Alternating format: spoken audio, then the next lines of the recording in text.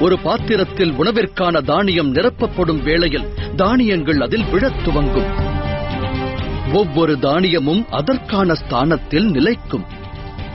அந்த பாத்திரத்தில் எந்த தானியமானது மேல் உள்ளது, எது கீழ் உள்ளது என்ற பேதமானது தானியத்தில் இருக்காது. ஏனெனில் பாத்திரத்தில் உள்ள தானியம் அனைத்தும் இறுதியில் உணவாக வேண்டியதே.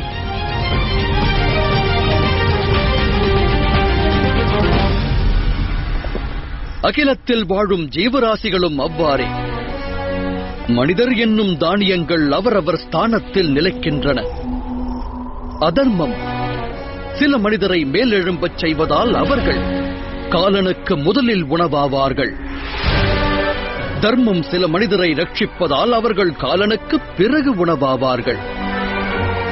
ஆனால் அனைவரும் காலனுக்கு உணவாக வேண்டியவர்களே.